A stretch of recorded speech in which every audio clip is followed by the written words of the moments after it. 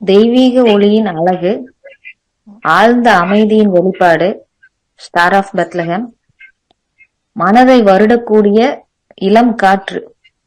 எப்படிப்பட்ட சூழ்நிலையா இருந்தாலும் அதுல ஒரு பாதுகாப்பாளனா இருக்கக்கூடியதா இருக்கு. மனதை ஒருங்கிணைச்சு அமைதியை கொண்டு நிரப்பக்கூடியதா இருக்கு.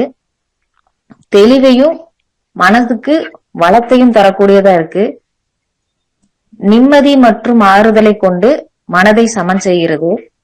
வாழ்க்கையில எப்படிப்பட்ட சூழ்நிலைகள் நிகழ்ந்திருந்தாலும் அதை எல்லாத்தையும் ஏத்துக்கிட்டு ரசிச்சுட்டு, நான் இங்க கவலைப்படுறதுக்கு வரல, வருத்தப்படுறதுக்கு வரல, கொண்டாட வந்திருக்கேன் அப்படின்னு சொல்லக்கூடிய மலரா இருக்கு. இதுக்கு பாரதியோட ஒரு கவிதை பார்த்தோம் அப்படின்னா, சென்றதனை குறித்தல் வேண்டாம், இன்று புதிதாய் பிறந்தோம் என்று நீவீர் எண்ணமதை திண்ணமுற இசைத்துக் கொண்டு தின்று விளையாடியின் முற்றிருந்து வாழ்வீர், தீமையெல்லாம் அழிந்து போம் திரும்பி வாரா. இது ஸ்டார் ஆஃப் பெத்லஹேமா பார்த்தோம்னா, இன்னொன்னு நீங்க பழைய மாதிரி இருக்க முடியாது அப்படின்னு சொன்னீங்க இல்லைங்களா. இந்த 3 நாள்ல பார்த்தோம் அப்படின்னா போன்ல இருந்த எல்லா டேட்டாஸும் போயிருச்சு, போனே போயிருச்சு. அதுல என்னன்னா எது நம்மளுக்கு முக்கியம், யார் முக்கியம்னு அடிக்கடி சொல்லுவீங்க இல்லைங்களா. வாட்ஸ்அப்ல இருந்த எல்லாமே போயிருச்சு, இருக்கிறது சேனல் குரூப் மட்டும்தான் இருக்கு. அதுலயும் எந்த டேட்டாவும் இல்ல. என் விருப்பமா தான், யாருக்கும் எந்த டேட்டாவும் இல்லாம சும்மா அவனோடு இருத்தல், இருக்க வைக்கும் மலர். சும்மா இரு சொல்லற ஸ்டார் ஆஃப் பெத்லஹேம் தான். சுகமா இருப்பதற்கு எதுவுமே இல்லாம சுகமா இருக்க முடியுமானா இருக்க முடியும். அதுதான் புரிஞ்சது. ஏன்னா எல்லா சேட்டும் போயிருச்சு, இந்த அந்த குரூப்போட மட்டும்தான் இருந்துச்சு. ரைட், ஓகே, எது தேவையோ அது மட்டும் இருக்கு, மத்ததெல்லாம் விட்டு போயிருச்சு அப்படின்னு அப்படியே அவ்வளவு ஒரு அமைதியா இருக்க வச்சு. நிகழக்கூடிய நிகழ்ச்சிகள் எல்லாமே தற்காலிகமானது. ஆனா நம்ம நடக்கிற நிகழ்ச்சிகளை மறக்கிறதே இல்ல, அத நினைச்சுட்டே வாழ்றோம். ஆன்மா அழிவில்லாதது அப்படிங்கறதையும், நம்மளோட மனம் ஆன்மாவோடு இருக்க வேண்டியது அப்படிங்கறதையும், உடல் அழிவுக்கு உட்பட்டதுங்கிறதையும் தெரிஞ்சுக்காததுனால ஏற்படும் ஒரு அதிர்ச்சி, நம்ம உயிரையும் மனசையும் ஸ்தம்பித்து வைக்கிற ஒரு மனநிலை. மிகப்பெரிய இழப்பு, இயற்கை சீற்றத்தினாலோ இல்ல நெருங்கியவர்களின் இழப்பு, பொருளாதார இழப்பு போன்றவற்றால் அதிர்ச்சியாகி செயலிழந்து போறவங்களை இந்த மலர் சரியாக்கும். இந்த அதிர்ச்சி தலையில மைண்ட்ல தாக்கும், மூளையை ஸ்தம்பிக்க வைக்கும், நமக்கும் பிரபஞ்சத்துக்கும் இருக்கிற அந்த இணைப்பை துண்டிச்சிடும். வெளியே நார்மலா இருக்கிற மாதிரி தெரியும், ஆனா உள் மனசுல ஆழ்ந்த ஒரு அதிர்ச்சி ஏற்பட்டு அந்த பாதிப்புனால அமைதியா இருப்பாங்க. யார் சமாதானம் சொன்னாலும் அதை அவங்களால ஏத்துக்க முடியாது. தெரிஞ்சோ தெரியாமலோ நம்ம உடல்ல மறைஞ்சிருக்கிற அன்கான்சியஸ் பிளாக்க இந்த மலர் சரி பண்ணது. சப்கான்சியஸ் பிளாக், அதே மாதிரி எதனா பிரச்சனைல தலைய கை வச்சு உட்கார்ந்துட்டு அந்த பெரிய பாதிப்பு ஷாக்க ரியாக்ட் பண்ணலைன்னா அது ஸ்டார் ஆஃப் பெத்லஹேம் டெண்டன்சி. நம்மையும் பிரபஞ்சத்தையும் ஒரு தெய்வீக சக்தி கிட்ட கூடயும் இணைக்கக்கூடியது. அதிர்ச்சியில இருந்து தன்னைத்தானே மாற்றி அமைத்துக் கொள்ளுதல் அப்படிங்கிறது ஸ்டார் ஆஃப் பெத்லஹேம். மீட்டு கொள்ளுதல், மறுமீட்சி, மறுபிறப்பு, இது எல்லாமே ஸ்டார். சுகம் அளிக்கக்கூடிய மலர் துன்பத்தையும் வலியையும் நீக்கி சுகம் அளித்து அமைதியை கொடுக்கும். இதை நம்ம உபயோகப்படுத்தும் போது நம்மளோட மன அழுத்தத்தை குறைச்சிடுது, ஸ்ட்ரெஸ் ரிலீஸ் ஆகும். பல ஆண்டுகளா நம்ம உடல்ல தேக்கி வைக்கப்பட்ட அந்த அதிர்ச்சி வெளியேறும். மனிதர்களோட உள்ஒளியை பிரகாசிக்க செய்து ஆறுதலை கொடுக்கக்கூடிய மலர் இந்த ஸ்டார். ஒரே மாதிரியான வாழ்க்கை வாழ்ந்துட்டு இருக்கிறவங்களை அந்த கட்டமைப்பை உடைத்து மாற்ற விடக்கூடியது. ஒரு குழந்தையை தொலைச்சு அம்மா கிட்ட குழந்தை சேர்ற அந்த தருணத்துல இருவருக்கும் உள்ள ஒரு சுகமான மனநிலை. ஒரு துன்பமும் கஷ்டமும் இருக்கும் போது யாராவது நம்ம தலையை தடவி ஆறுதல் சொல்லும் போது இருக்கக்கூடிய ஒரு மனநிலை, comfort and soothing, star of Bethlehem. வாழ்க்கை பயணம் அப்படிங்கறது நம்மளோட பயணத்தை ரசித்தல். முடிவு என் கையில இல்ல, நான் எதுக்காகவும் யாருக்காகவும் வருத்தப்படுறதுக்கு இங்க வரல. இந்த வாழ்க்கை ஒரு கொண்டாட்டம், அதை மகிழ்ச்சியா அமைதியா எந்த சலனமும் இல்லாம அதை ஏத்துக்கிட்டு என்னோட உடல் மனம் ஆன்மாவோட நான் இணைந்து வாழதான் இங்க வந்திருக்கேன் அப்படிங்கறது நம்மளுக்கு தெரிவிக்கக்கூடிய மலரா இருக்கு இந்த ஸ்டார் ஆஃப் பெத்லஹேம். விதி ஏன் இப்படி விளையாடுது அப்படின்னு நம்ம கேள்வி கேட்டோம்னா, ஸ்டார் ஆஃப் பெத்லஹேம் என்ன சொல்லுதுன்னா, நீ உன்னை பார்க்க வந்திருக்க, அதை ஒழுங்கா செய்ய, அதுக்குதான் இந்த மாதிரி ஆட்டம் அப்படின்னு சொல்லுது. ஸ்டார் ஆஃப் பெத்லஹேம் வளரறிவு இந்த ரெக்யூபரேஷன் அப்படின்னு சொல்லக்கூடிய நம்மள வந்து ஒரு பரந்த கரங்களோட நான் பாத்துக்கிறேன் அப்படின்னு சொல்ற மாதிரி இருக்கு. அண்ட் நம்ம செல்லுலர் சார் முன்னாடியே மென்ஷன் பண்ணியிருந்த மாதிரி செல்லுலர் லெவல்ல நம்ம செல் அளவுல இருக்கக்கூடிய பாதிப்புகளையும் இது போய் சரி பண்ணுது.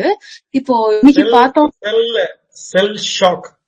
அந்த செல் ஷாக்க வந்து சரி பண்ணிட்டாவே மிக ஆழ்ந்த ஒரு புரிதல் உடலுக்குள்ள எல்லா அண்டத்தில் இருப்பது பிண்டத்தில், அண்டத்தில் இருப்பது பிண்டத்தில், கண்டத்தில் மேல் கருத்தினில் நிறுத்தவன் அண்டத்தின் பிண்டத்தும் அவனே காண்கிறான் சாராபத்தில் தான். அண்டம் மேல இருந்து கீழே இல்ல, கீழே, அதாவது பூமி வந்து பிண்டம், கீழே இருக்கிற ஆங்கிள். அண்டன்றது வந்து மேல இருக்கிற ஆங்கிள். அண்டத்தில் இறைவனிடப்பெறுவன், பிண்டத்தில் உயிர் என பேசப்படுகிறான். ரெண்டுத்தையும் இது இணைச்சு இணைச்சு இணைச்சு இணைச்சு இணைச்சு எடுத்துட்டு போறதே இருக்குது. இந்த இன்யான் தத்துவம், நல்லது கெட்டது, ஆண் பெண், மேலே கீழே எல்லாத்தையும் இணைந்து ஓர்மை, இது ஹோல் யூனிவர்ஸ் அப்படின்றது ஞாபகம் வச்சுங்க. ஒருங்கிணைப்பு ஆட்டம், யூனிவர்ஸ், அதான் கரெக்டான வேர்டு. யூனிவர்ஸ் அப்படின்னா சிங்கிள் சாங், ஒரே பாட்டு, ஒரே பாடல். நாமெல்லாம் யாருன்னா ஒரே பாடல். எக்கார்ட், எக்கார்ட் அப்படின்ற, எக்கார்ட்ன்றது எக்கார்ட் டோலின்ற இப்ப இருக்கிற ஒரு ஆள் இருக்காரு. அதே மாதிரி மீஷர் எக்கார்ட்னு ஜெர்மன்ல ஒரு பிலாசபர் இருக்காரு. அதுக்கு முந்தைய இந்த இருக்கிற எக்கார்ட் டோலிக்கு முன்னாடி இருக்காரு. ஏக் ஆர்ட் அப்படின்னா, எக்கார்ட்னா ஓர் இதயம்னு அர்த்தம். எக்கார்ட், ஏக் ஆர்ட் அப்படின்னா நாம எல்லாம் ஒரே இதயத்தின் துடிப்பு. அதுதான் பியூட்டிஃபுல். ஹார்ட்டே வந்து பிரமிட் மாதிரி தானே இருக்கு, இன்வெர்டட் பிரமிட், மேல இருந்து கீழே. எக்கார்ட் அப்படின்றது யூனிவர்ஸ் அப்படின்றது நாம எல்லாம் ஒண்ணுன்றது. நாம எல்லாம் ஒண்ணுன்னு தெரியாதனாலதான், நானும் பிரபஞ்சமும் ஒண்ணுன்னு தெரியாதனாலதான், நான் தான் பிரபஞ்சம்னு தெரியாதனாலதான் இந்த குழப்பம். எல்லாம் அதிர்ச்சி ஆகுது. என்ன ஆகுது? ஐயோ இப்படி ஆயிடுச்சு, அப்படி ஆயிடுச்சு, அப்படி ஆயிடுச்சு. என்ன ஆயிடுச்சு? என்ன ஆயிடுச்சு? ஏன் வந்து காவா ஓரமா உட்காந்துருக்க ஒரு ஞானிக்கோ இல்ல சதாசிவ பிரம்மச்சாருக்கோ ஜேசஸ் கிரைஸ்டுக்கோ முகமது நபிக்கோ இந்த ஷாக் வரல? ஏன்னா அவனும் பிரபஞ்சமும் வேற வேற இல்ல. அப்ப அந்த நிலைக்கு நான் கொண்டு போறவங்கள அப்படின்னு சொல்றது ஸ்டார் ஆபத்துல. இப்போ நமக்கும் பூர்வ குடிகள் அப்படின்னு சொல்லக்கூடிய ஆதி மனிதர்களுக்கும் என்ன வித்தியாசம்னா, அவங்க வாழ்க்கையில ஒரு பிறப்பா இருக்கட்டும், இறப்பா இருக்கட்டும், எந்த ஒரு நிகழ்வா இருக்கட்டும், அதை ஒரு கொண்டாட்டமா எல்லாரும் குழுவா சேர்ந்து அந்த நிகழ்வின் தாக்கங்களையும் அது எல்லாத்தையுமே அவங்க சமன்படுத்தி கொண்டார்கள். உடலுக்கு தேவைப்பட்ட அந்த நேரத்தை கொடுத்தாங்க.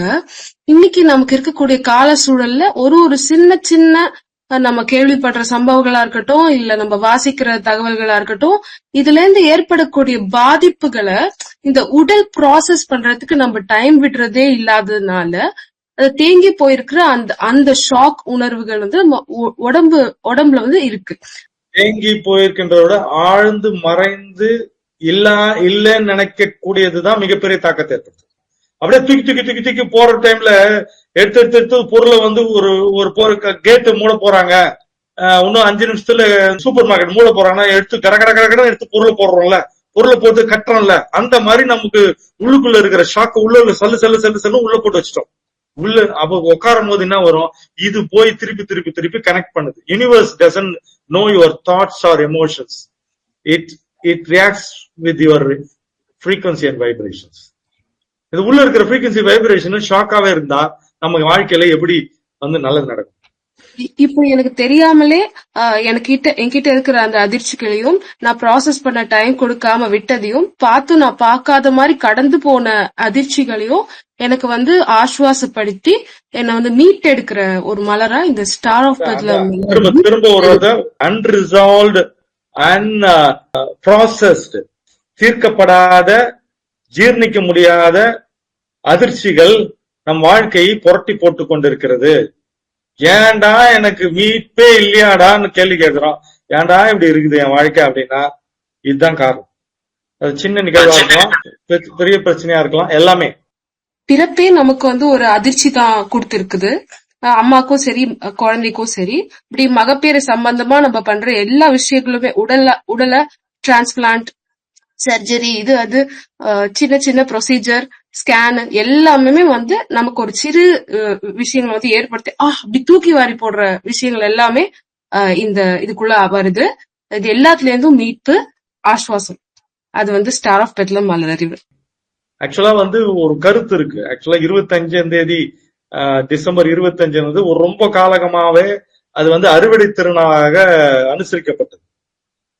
அந்த அறுவடை திருநாள் அதுல வந்து இப்ப இயேசு கிறிஸ்து பிறந்ததாக நமக்கு ஐதீகம், அதாவது சொல்லப்படுறது. நம்மிலிருந்து நாம் நம்மை மீட்டுக் கொள்ள ரெசரக்ஷன் அப்படின்னா, நான் மீண்டு எழுந்தேன் அப்படின்னா ஸ்டார் ஆஃப் பெத்லெம் எதுல இருந்து மீன்னா என் உயிரிலிருந்து நான் வந்தேன். மிக கவனமாக பார்க்க வேண்டிய ஒரு ரெமெடி. இதை வந்து எடுக்கும் பொழுது நான் முதல்ல சொன்னேன் இல்லையா, கொஞ்சம் அதிகமா திருப்பி பழைய நினைவுகள் வந்துச்சுன்னா நம்ம வந்து ராக் வாட்டரும் வைல்டு வாட்டரும் கலந்து எடுக்கலாம், இல்லாட்டி விடைவெளி கொடுத்து எடுக்கலாம். எந்த ரெமெடியுமே ஒர்க் ஆகலன்னு அதிர்ச்சி ஆயிட்டோம். என்னடா 37 ஒர்க் ஆகலன்னா ஸ்டார் ஆஃப் பெத்லெம் ஒர்க் பண்ணும்.